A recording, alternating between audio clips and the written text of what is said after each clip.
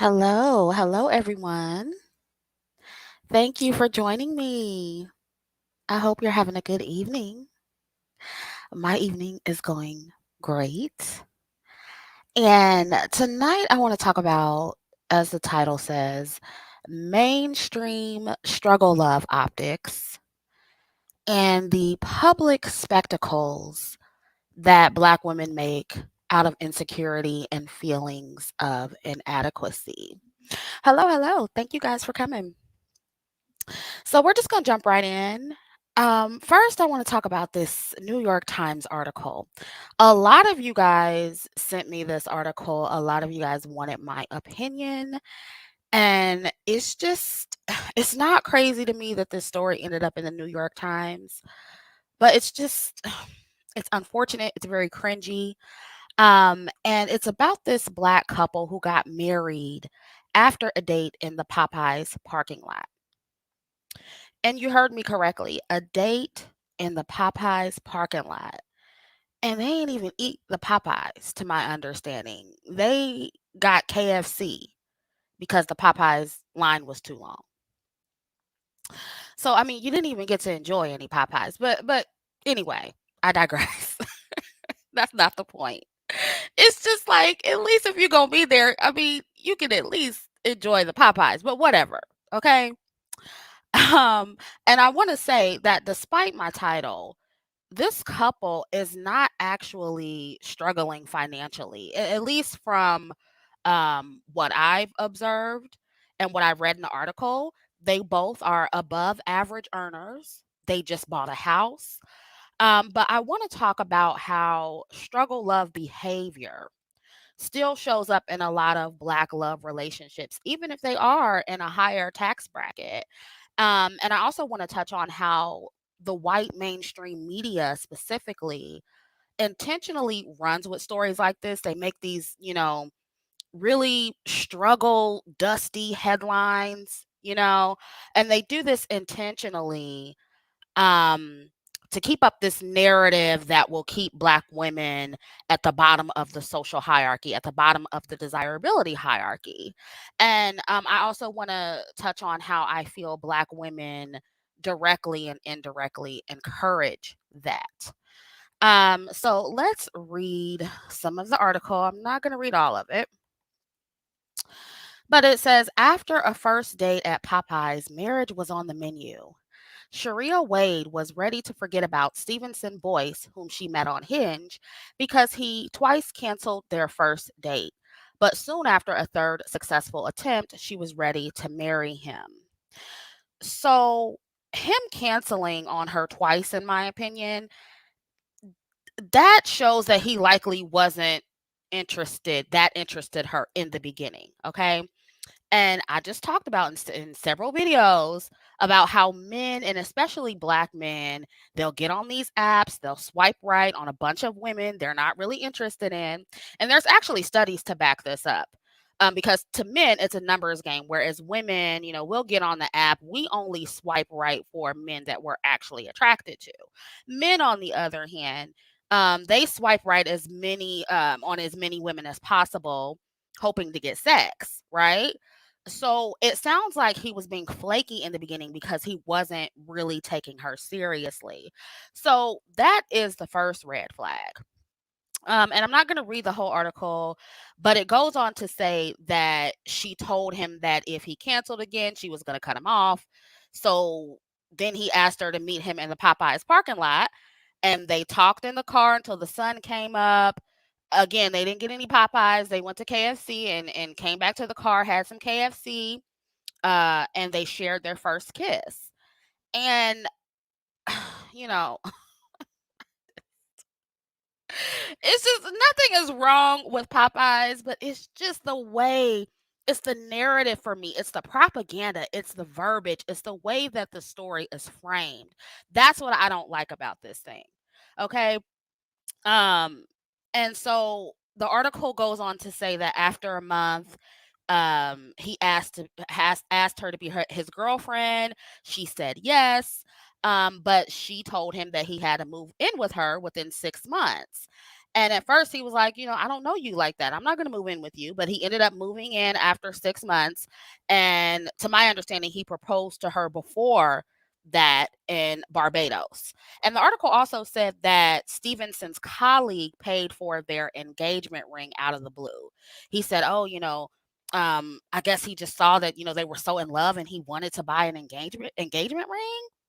And that to me sounds very suspect. And I don't know, but if the story is true that the colleague really did buy the engagement ring, it does make me question Stevenson's finances, because if he had the money, why would his colleague even think to offer to buy their engagement ring? Right? And who paid for the trip to Barbados? That's another good question, right? It just sounds weird to me, and it's just not adding up. That part is not adding up. And the article also said that Sharia has her master's. She's the vice president in the diversity department of some finance company. And Stevenson, he has his associate's degree and he's a cybersecurity engineer for a retail store. So, they're not broke, they're like middle class, maybe upper middle class, combined income. So it's not like this is what we would consider a dusty relationship financially. Now, it's a lot of dusty behavior going on, okay? But financially, they're cool. This is not even like, so the way this was framed was done intentionally. And I want Black women to really understand that, okay? But based on what I read, I'm assuming that she does make more money than him and she had the nicer home, which is why he moved in with her, right? And to me, that's the second red flag. And it makes me wonder if he decided to settle for her primarily because of what she could give him financially, okay? And because of her stability. And I don't think that's far fetched to assume, because Black men are known to do this kind of stuff, especially with Black women, especially with unambiguous dark skinned Black women and, Black women who are overweight. Let's just be honest here. Okay. And I did look on his Instagram and he has a pinned wedding photo, and I want to read what the caption says. So it says, met on Hinge, the rest is history. No pressure to take her on any fancy dates or to expensive restaurants. Just good old conversations and alignment with our goals. So, again, struggle, dusty language, you guys. You guys need to know what it is when you hear it and when you see it, because he's pretty much saying without saying that, one, she's low maintenance and she didn't require much to get. And he's also saying without saying that he's not generous and he probably doesn't like spending a lot of money on his woman, or he doesn't feel that, his woman is worthy enough to spend a lot of money on. And we all know that this isn't the first time that Black men have done this or said this kind of thing publicly on the internet in front of the entire world. Okay. They love talking about how traditional and masculine and high value they are, but they simultaneously praise Black women for having very low standards. So, we're not reaching with this. Right. Cheap, dusty, like it. That's what it sounds like, even though he's not, you know, financially hurting for anything, right? He's not a dusty on paper, but his behavior is dusty. His language is dusty, okay? And I'm sorry, but and I've said this before, but high earning or not, if he's stingy, if he's not generous, he's flaky, all this stuff, like, treat him like a dusty, because he's acting like one. Like, it's, you might as well he might as well not even have the money or the degree or the job, because you're not really benefiting from it like that. And Essence, I have a screenshot of this. Essence did an article about how Black men online were using this story to pretty much humble Black women and to get them to lower their standards in men. And so I didn't see a lot of this stuff. You guys were telling me, you guys were sending like certain things to me, but this made it to Essence.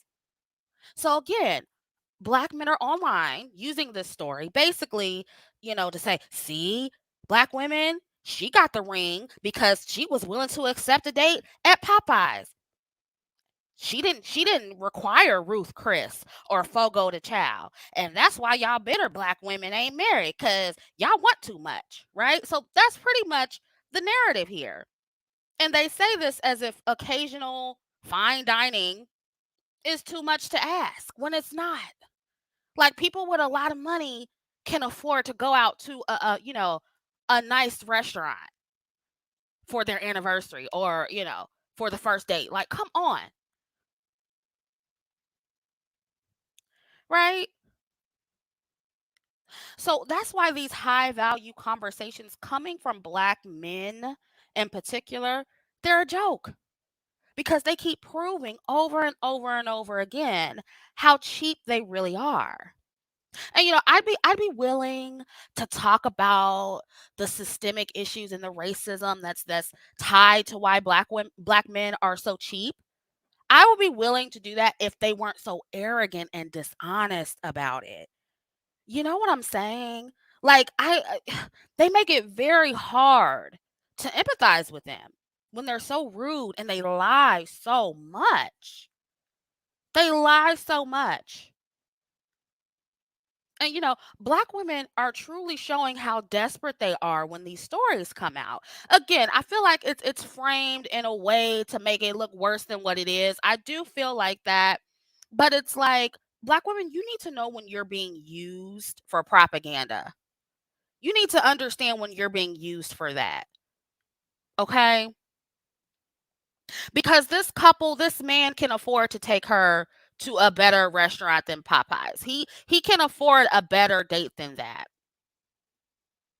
Yeah, in the parking lot, and didn't even get the Popeyes, okay? I mean, you didn't even get no spicy chicken. You know what I'm saying? This is crazy. This is crazy. And it's not just this, you guys. I mean, it's just, it goes so much deeper than this. Like, black men are constantly in public saying in public how they don't find the women that they're with to be that beautiful, and then black women come behind it defending them. Black women are constantly going viral for proposing to black men. We got black women on TikTok complaining about how their high earning husbands resent them for not being independent women. We got black male preachers telling black women that they want too much if they require a man with a house and a job and a car. And if you don't build him up and be a ride or die chick, he will abuse you. Like, it's just all of this nonsense, you guys. And at this point, if you're a black woman and you don't see the patterns with black men specifically, you're in denial. You don't want to see them. I mean, it's just one story after the other that proves what I say and what other black women on this platform have been saying about black men. There was also another black love story, and I took a screenshot of this as well. This went viral not too long ago, and I never got around to reporting on it. But it was about how a black woman, she paid $47 for a wedding dress, and they had a very cheap wedding where the guests had to pay for their own food, y'all. They had to pay for their own food. And this story, as you can see, this story made it in Good Morning America, People Magazine. I think it was on the Insider. And look, this is not to say that non-black people don't have cheap weddings or don't have dates at Popeyes or KFC. The point here is that black women are the poster child for this kind of stuff. We are the face of these struggle love hypogamous relationships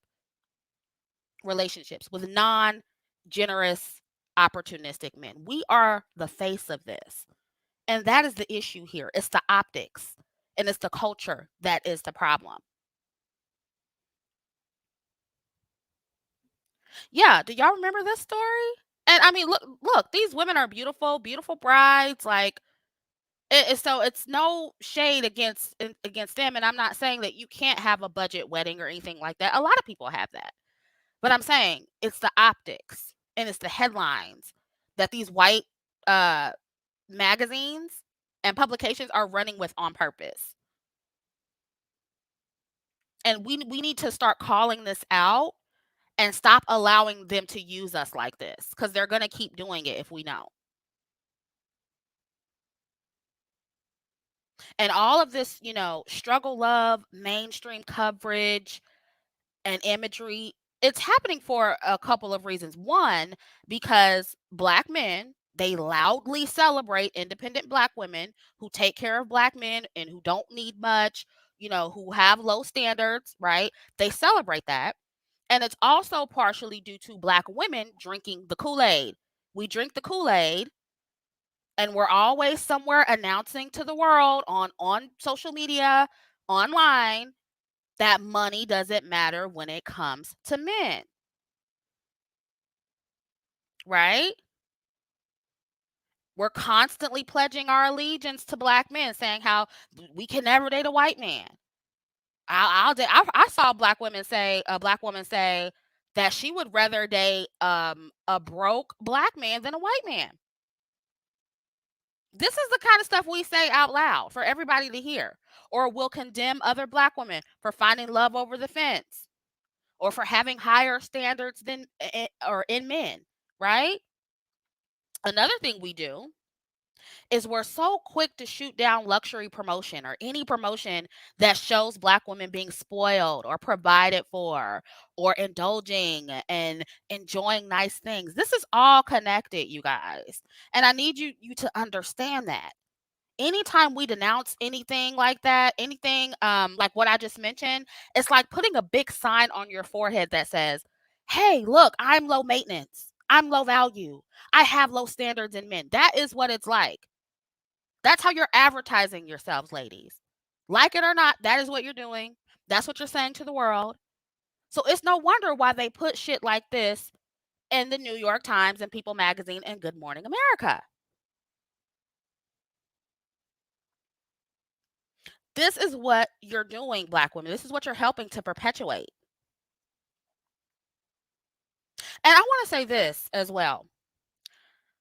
Black women, everybody knows that you have your own money. Okay, everybody knows that already. Everybody knows. Everybody knows you have a good job. Okay? Everybody knows you have your degree and you got 17 degrees and you making good money and you start your own business. Everybody knows that. Okay? Everybody knows that many black women have our own money and can provide for ourselves, and that technically we don't quote unquote need a man. Everybody knows. Listen, I'm in that category. I have a lucrative business myself. I have a successful YouTube channel on the side. So, do I quote unquote need a man for money? No. But am I going to lead with that or go around announcing that to men? No, absolutely not. Because how it translates to most men in the world is, "Oh, she's low maintenance. Oh, she's okay with having less. Oh, I don't have to give her anything because she can do everything on her own. And she says she don't need it. So hey, I don't have to do anything." And the next thing you know, you're attracting users, you're attracting all these dusties just swarming around you like a bunch of damn flies, and niggas moving into your house like that. That is what happens. And I just wish that black women would learn how to keep our mouths shut. Stop advertising yourselves to the world as struggle love queens for broke men or non provider men or stingy men or for men who have much less money than you do. This is not helping you, and it's not helping the image and the perception of black women collectively. And I don't know about y'all, but just because I can afford something or just because I have my own money to spend, it doesn't mean I wanted to spend it. Like, am I the only one that feels that way? It doesn't mean that I don't want and appreciate offers from men that want to spend their money on me. I don't know. I took the love language test, and my first love language is words of affirmation. And the second two that were even, literally 20% on both of them, were acts of service and receiving gifts. So maybe it's just my love language. I don't know. But for me, it's sexy when a man offers to do something for me or surprises me with a nice gift. That's sexy to me. Now, obviously, words of affirmation is my first love language, so I need good communication. I need compliments and all that good stuff. But I need to see in your actions that you're a generous man, you know, and that you want to make me happy and that you're thoughtful and you listen and you put a lot of thoughts into gifts. And oh, I see, you're stressing a little bit. Let me take the load off a little bit. That is sexy to me, right?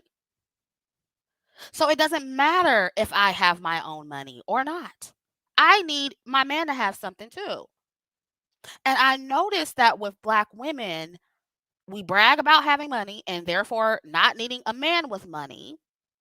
But I noticed with my non-black woman friends, and especially white women, they'll have their own money too. They'll have a good ass job, a degree, several degrees, but they don't go around saying they don't need a man with money. I have never heard that from my non-black friends. I don't know about y'all. I've never heard it.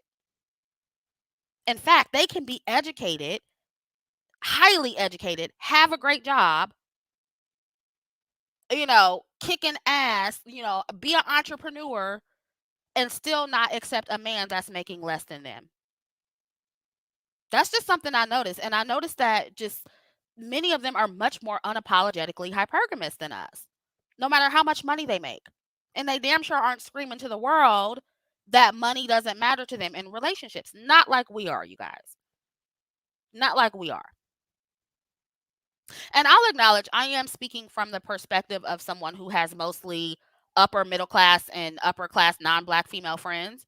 And I'm well aware that most non-black women are with average earning men. They have cheap weddings as well, some of them. Some of them are in hypergamous marriages as well.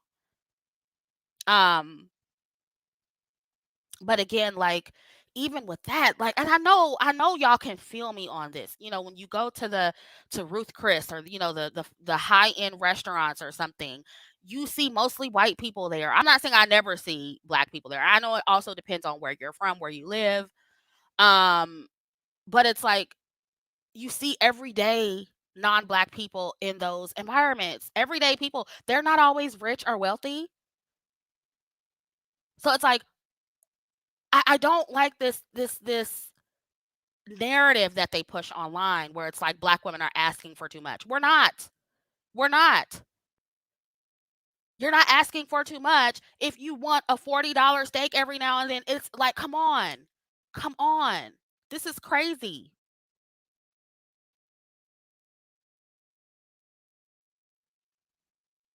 And so, I'm aware that there are average earning non-black women with average earning men. I'm aware that they have cheap weddings. I'm aware that not all of them are hypergamous. But where is the viral New York Times article about it? Hmm? When's the last time a white woman or Asian woman went viral for spending $47 on a wedding dress and having a cheap wedding where their guests had to pay for their food?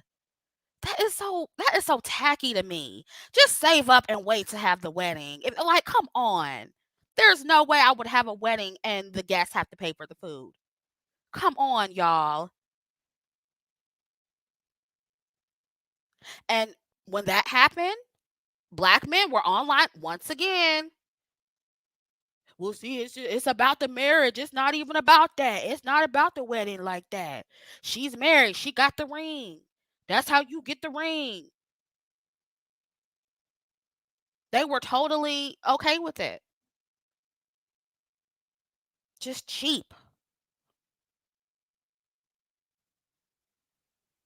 And y'all, please don't bring up the exceptions and send me one or two articles of some broke hillbilly white couple that got married in a trailer home. Because stop, please. Like, I hate when y'all do that.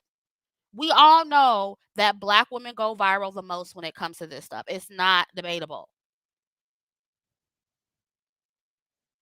Yes, the guest paid for the food. Go read the article. It's still up on Good Morning America. Go read it.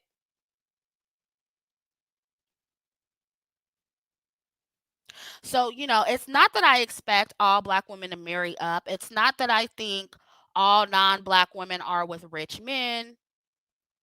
I'm I'm I'm I'm not unrealistic like that, you guys. I get it, right? But it's the optics, it's the promotion, it's the propaganda.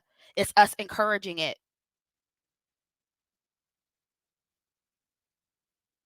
And I want you to realize that all of this is designed to keep Black women at the bottom of the hierarchy. That is what this is designed to do, you guys. They want to keep us associated with struggle love and cheap dates and cheap weddings and cheap stuff while they continue to promote white women and other non-Black women in hypergamous marriages, showcasing their expensive weddings and, associating them with luxury and money and class. And like I said, they're getting a little bit better on the Black women and luxury promotion, but this here, it goes way more viral than the other stuff. And that's my issue here. It's lopsided, it's very imbalanced. But yeah, they'll showcase the white woman. It don't matter if it's the reality or not. They're going to showcase the white women in luxury with their fancy wedding dresses, their expensive weddings. And be clear, I don't expect white media to do anything different. They're going to pull these stunts to keep their women on top. It's smart, white men, white women, they're going to do this to make sure they get the better optics and promotion. And I don't blame them, to be honest. I don't. Unlike Black people, they're competing and playing the game to win. Okay? They're playing to win. So I'm not mad at them. I am mad because, it negatively affects my image. But what I'm saying is this is what they're supposed to do. So I'm just telling Black women we need to start pushing back against it. And I'm telling you so that you can recognize the game that's being played here, and also how we as Black women willingly contribute to it. And look, y'all, maybe the Popeyes parking lot dates and um $47 wedding dresses, maybe that's enough for some Black women. Maybe you're not materialistic and money truly doesn't matter to you and it's all about love. Or maybe it doesn't matter to you how generous a man is with his money. Maybe it doesn't matter that he has a lukewarm attraction to you. If you're truly happy and content with that, that's fine. If you're truly happy, not just talking yourself into being happy, but if you're truly happy, then that's fine. But for other Black women who want more, that's okay too. And your standards are not too high, because the way I see it is what good is being married and having a husband if he's stingy or if he's not really attracted to you or if you have to pay most of the bills. That's a liability. That's not happiness. That's not comfort to me.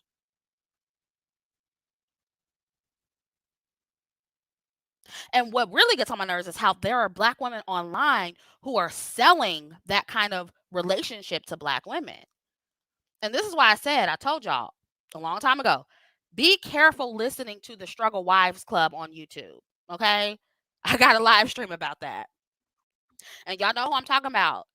The married Black women, the struggle married Black women who are trying to convince you to also get into a struggle marriage and marry these unqualified Black men just for the sake of getting married, just for the title of being a wife.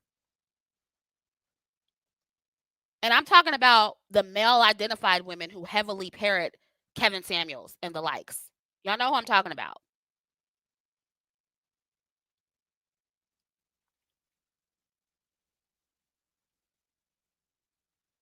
Because they really think being in a struggle marriage is a flex when it's not. Especially if you got to chastise other Black women online and pander to red pill Black men to pay half the bills every month. I'm sorry, but that's not my idea of a fulfilling marriage. I'm sorry. You can do that by yourself. I'd actually rather be single than to have to do that, to pay half the bills. That doesn't look like a happy marriage to me. That's not the type of marriage I want to be in. I'd rather be a single cat lady than have to deal with that.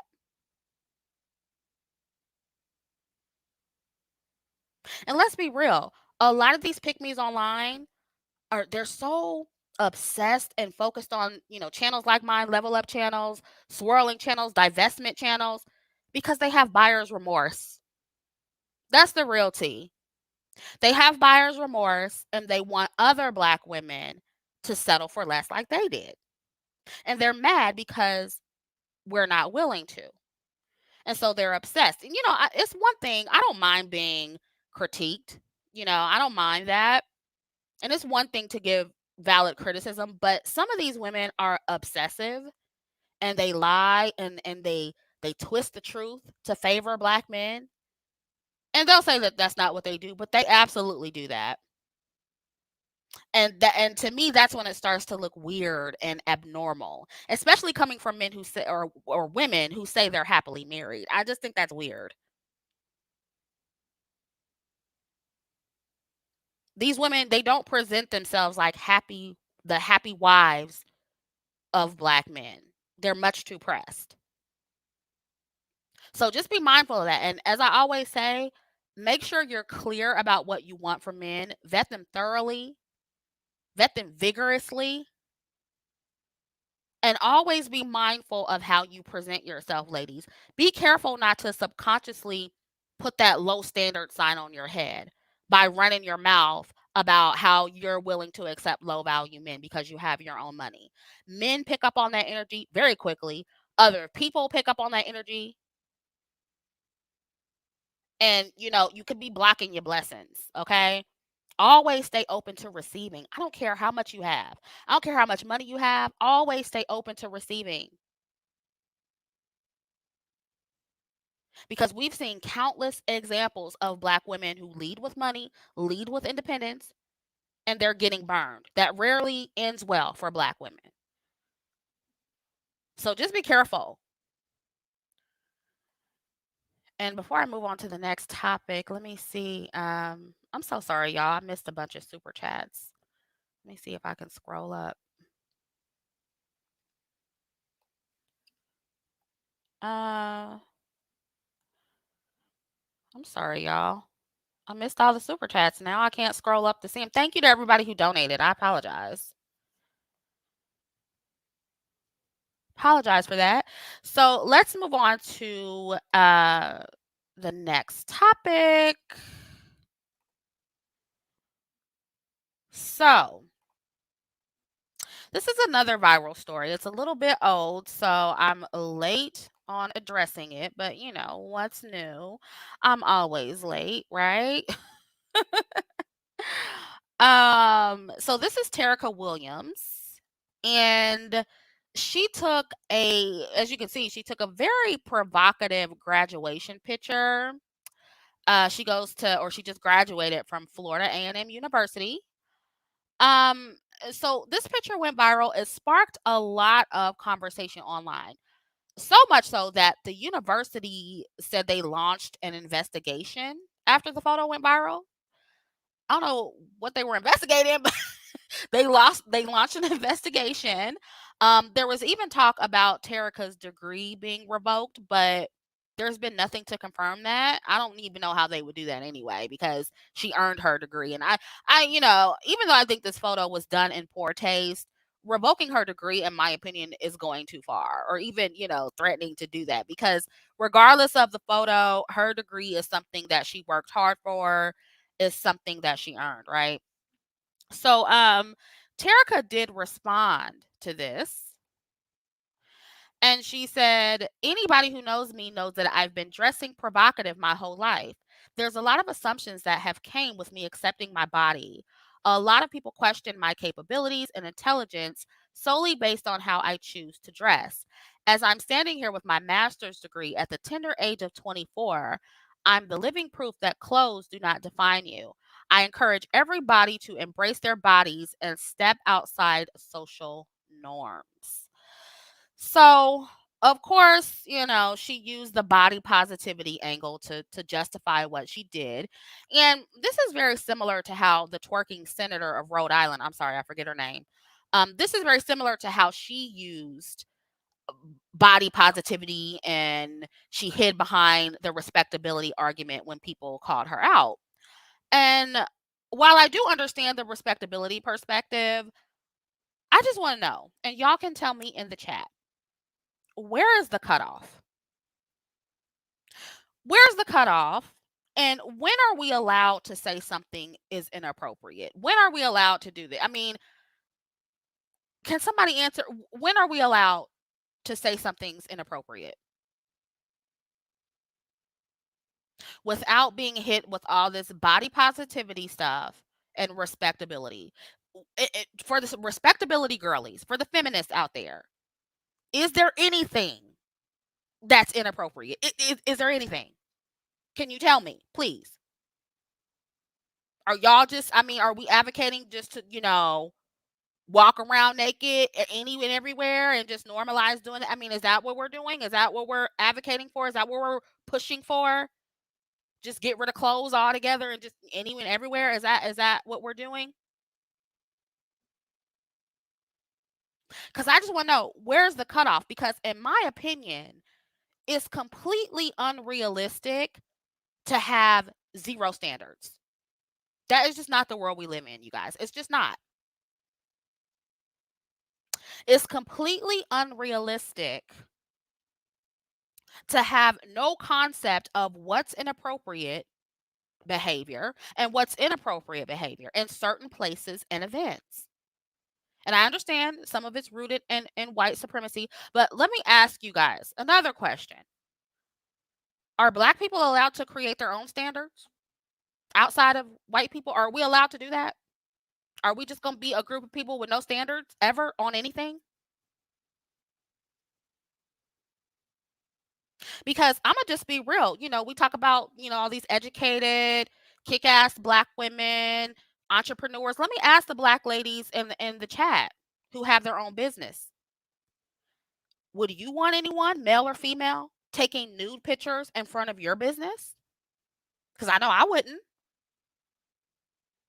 And posting it online. Would you guys want that?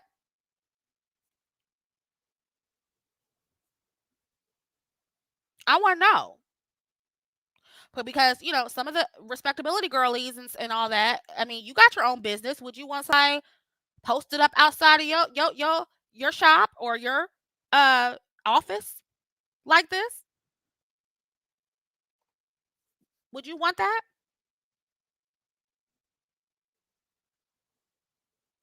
No, you wouldn't.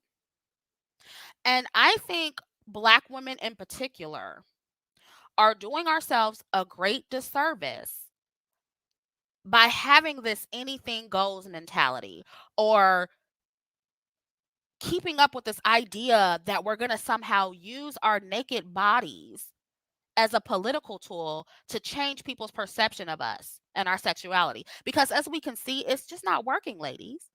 It's not. Instead, what it's doing is encouraging black women like Terica to make a fool of themselves and potentially hindering their chances of getting a good job. Why? I mean, I haven't heard really anybody talking about that part. What about if this messes up her chances, getting a good job? For that reason alone, it just wasn't a smart thing for her to do.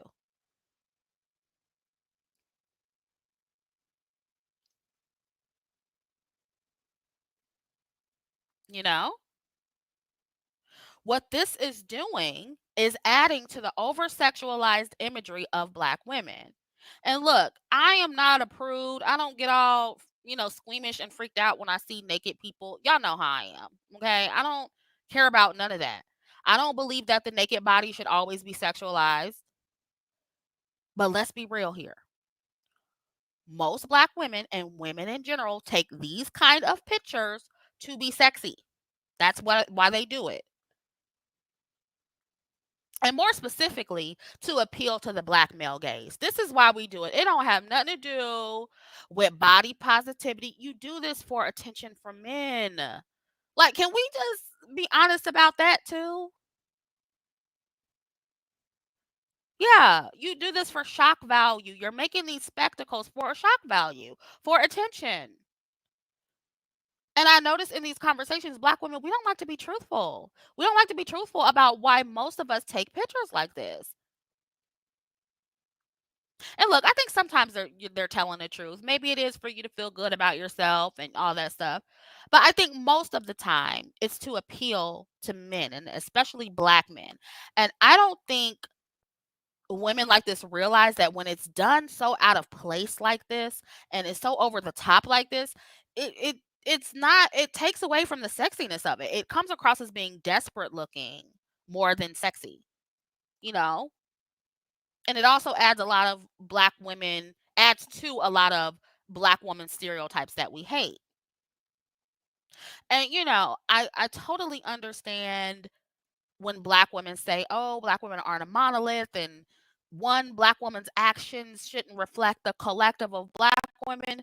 But unfortunately, that is just not how the human brain works, y'all. It's just not like, I understand what y'all are saying, and it should be that way. But when we see imagery coming from a certain group of people over and over and over and over again, we begin associating whatever imagery that is to that particular group. And I'm putting y'all up on some marketing game. They literally teach us this in Marketing 101, y'all.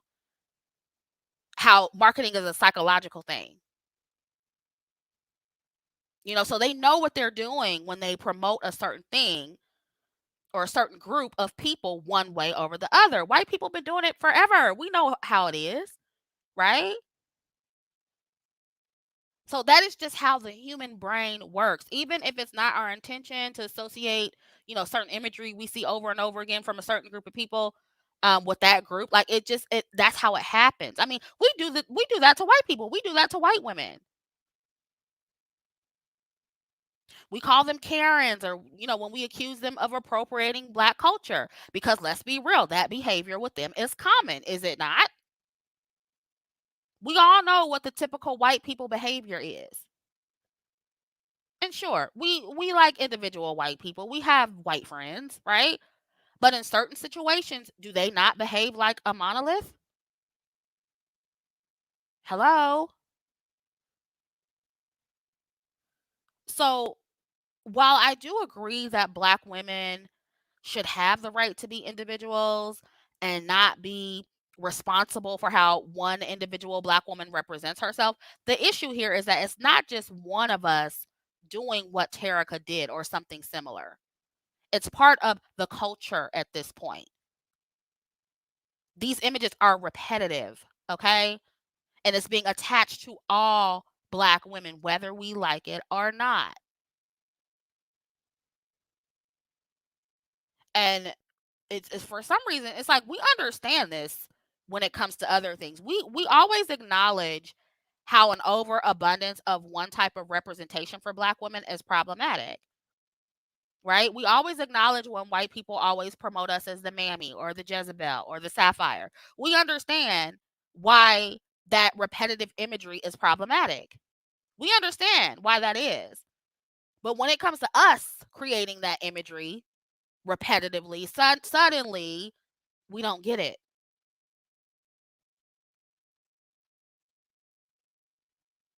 And we defend it, right? But Black women, defending this kind of imagery is not beneficial to you. Even if what you're saying about respectability and body positivity is right. And what Black women need to understand is that you'll never change the negative stereotypes and tropes about Black women by doubling down on whatever those stereotypes are. Because for some reason we think we can do that. We think that works. I don't know why. You're only making it worse. And again, this is just how humans are. People are very basic. They're very basic, surface level thinkers. They don't look at your twerking and your nude pictures and think, "Oh, this is body positivity," or "Oh, you know, the twerking, that is ancient African dance. That's not sexual." They're not thinking that, y'all. They're not. I know that's how you want it to be, but that's not how they're thinking about it. They think about sex. That's what they're thinking about. And let's be real, most of us think that way too. We do this to be sexy for black men. We don't do this to honor ancient African tradition or to make a political statement. Those are just things we like to hide behind when we're getting criticized for our actions. So can we keep it a buck here? Can we stop lying about this, ladies? I mean, you know what though? What I am happy about is that more black women are starting to grow tired of the spectacles, whether it's black women twerking on tables at restaurants, at the Washington Monument. Where else was they twerking at? Elementary graduations, at Black Lives Matter rallies, protests. I mean, in front of the armed police officers, twerking everywhere. Taking nude graduation pictures that are totally out of place and don't fit the occasion. I think to a lot of black women, it's finally getting old.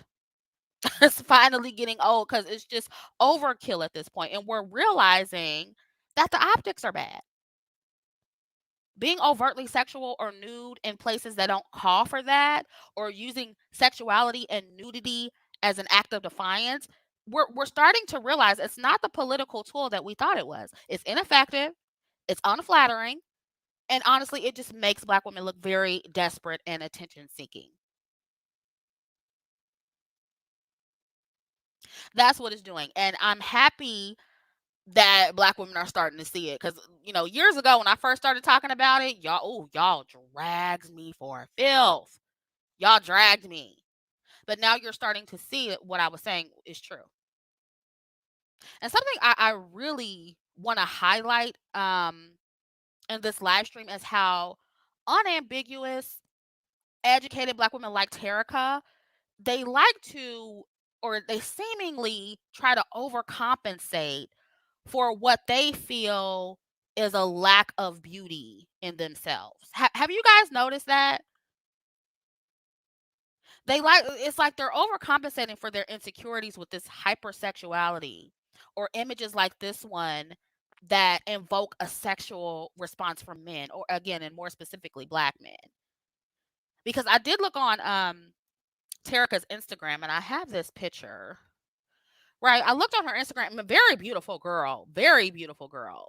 She has some really good pictures on there, and I noticed though that a lot of her pictures are the typical overtly sexual pictures that generally are designed to attract black men. Okay, she's doing the infamous Instagram baddie butt pose. You know how it is. Y'all know what I'm talking about. The picture where they turn around and they look back so that their butt is the focal point. Yeah. And I've seen all races of women do this. It's not just black women, but it does seem to be much more common with black women. Black women and mixed women. Let me say that. Black women and mixed women. And women in general who are trying to appeal to black men, because they know what to do. They know that angle, that pose appeals to black men the most. And look, I don't know Terica. I don't know her. So I can't say for sure why she took, her pictures like this, but I'm just speculating. I'm just speculating. And then I've talked about before how unambiguous black women especially feel they need to add so much to their appearance to look beautiful. And so every picture she got the weave, and then in this picture she has the snake wig. There's always this unrealistic hair, the lace fronts, the super long exaggerated eyelashes, overdone contouring to make your nose look smaller. And be clear, nothing is wrong with wearing makeup or enhancing your beauty, because I do it.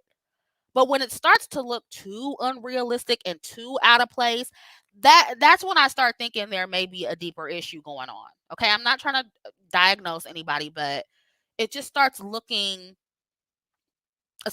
like you're trying to cover up something, and overcompensate. And I also understand that some photo shoots are made to be over the top and artistic. And I get the whole, snake theme Terica was going for here to match the FAMU statue in the back. I get it. So I get it. But in my opinion, it was still overdone. Like, she could have done this in a different way with clothes on, and it would have looked more creative and unique and fun and quirky, and it could have still been very outside of the box, you know? So, by all means, I know that quirky black women exist, and we like to do wild things with the hair and be creative and just be crazy with the looks, and I think that that's okay. I think it's okay to do different things with your hair and makeup. So, I don't want to make it seem like if a black woman is doing that, it automatically means that she hates herself, and she doesn't think she's good enough. But I do think it's worth it to examine why so many black women feel the need to add so much to their appearance to make a statement or to be creative or quirky or to be naked, like, or have to be naked. Like, why do you can be quirky and not be naked, in front of or for your graduation pictures. You don't have to do that. Yeah, it's about how you do it. Exactly. Oh, thank you, Amara. Thank you. Thank you for your super chat.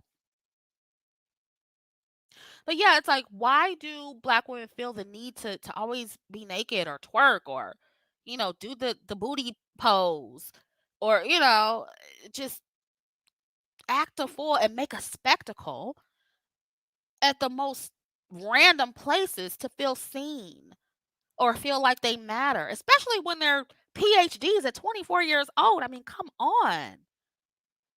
That's your biggest flex right there. That's your biggest flex, not your ass. And look, I'm all for educated black women having fun and showing different parts of their personality and not being uptight or stuffy. But I do get the feeling that the black community has made a lot of educated black women in particular feel that just being smart is not enough. Or just being smart and pretty with regular, non exaggerated photos is not enough. That's just not enough, you know? So they feel inadequate. They feel they have to be overtly sexual to be noticed. And again, this is a pattern. We literally just saw this with the twerking senator of Rhode Island. So it's a pattern at this point. And in my opinion, it just proves that no matter the class, no matter the education level, because the black community conditioning and indoctrination is so strong, black women will always feel like they have to participate in some kind of ratchetry or dysfunction to fit in. And to me, that's very sad. And I don't know, but it seems like with educated black women in particular, it seems like the women who get their education from a HBCU specifically have this a little bit worse because, they're around mostly black people, other black people, and they're heavily immersed in black culture. you know? And I know it's not just black women from HBCUs that like to twerk or post nude pictures on Instagram or just black women in general. I want to make that clear, okay? Non-black women twerk, they post booty pictures too.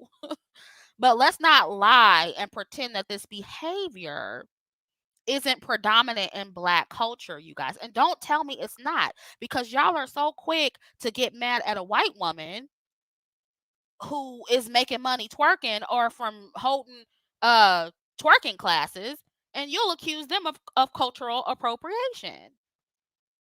So, don't disown black people stuff and cry about how white people do it too, only when you're embarrassed by it. Because y'all like to claim it any other time. This is the culture.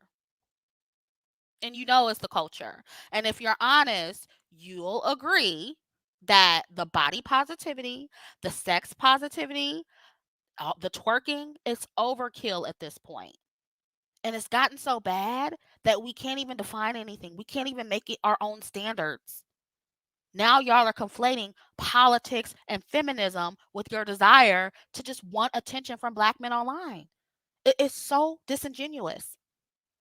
There's no way that a 24-year-old black woman with a PhD should feel the need to pose naked for her graduation pics and make damn near every Instagram picture of herself a booty pic.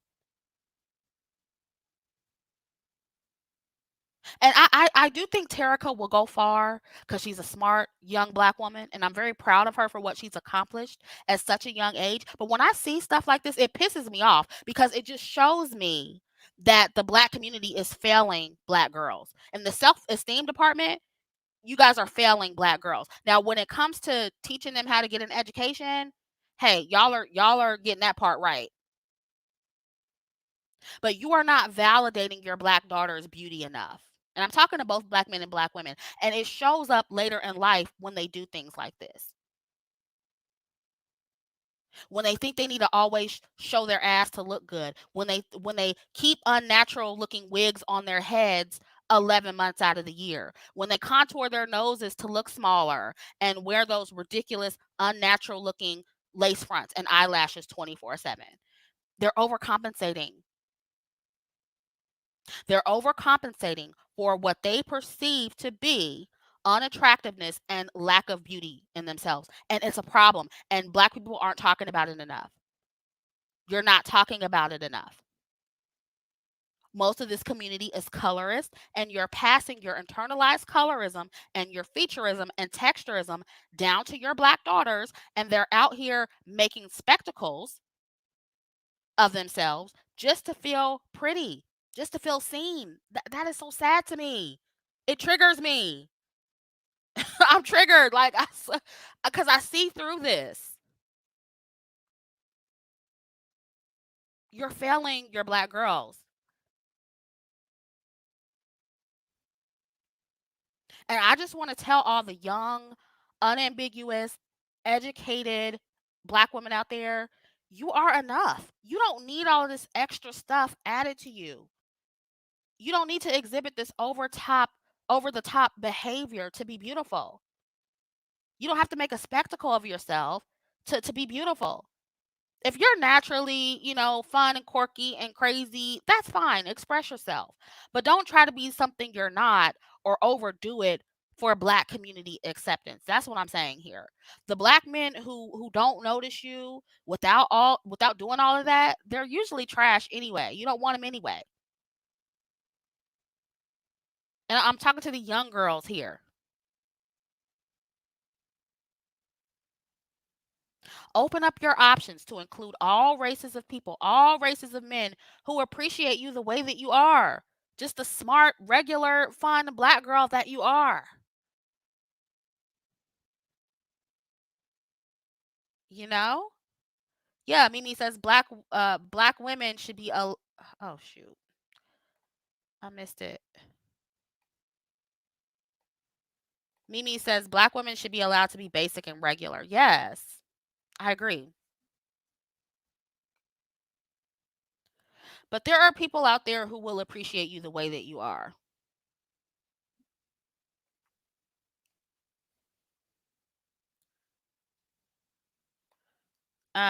Wait. Well, Kenya, I would like to know. She says, I disagree. This is not rooted in colorism this time. So, what is it? What is it?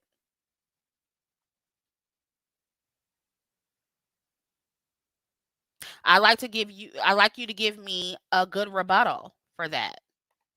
What I just said. Mimi says, "Hey mama, I miss your lives all the time because of my work and school schedule, but I caught you today. Also, if they really wanted a cheap wedding, why not just have a court wedding with nice pictures outside of the court or something?" Yeah, yeah. Thank you for your super chat. Yeah, this is absolutely rooted in colorism and just how black people don't pour enough into their black girls. Brown Barbie says the sad thing too is people don't realize she committed an actual crime. She could have been registered as a sex offender. So I'm glad she only got off with getting her degree revoked. Yeah. But I don't think they revoked her degree, did they? Because I didn't see any confirmation of that.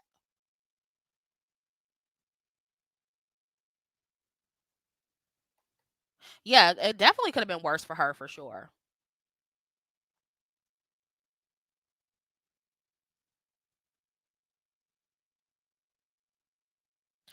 So, yeah, it's been an hour, you guys. There are some other things I want to talk about, but I do have somewhere to be tonight. Maybe I'll talk about it in a future Chrissy After Dark. I don't know. But I do have some other stuff I want to talk about. So I'll go live again soon or do some pre-recorded content to talk about that. And again, I also want to do a Chrissy After Dark soon because I haven't done one in a while. So stay tuned for that. And as always, let me know what you think about this video in the comment section if you're watching the playback. Thank you guys so much for your donations and your super chats. I greatly appreciate it. Thank you for your support. Like, comment, subscribe, share the video, and I'll catch up with you in the next one. Bye.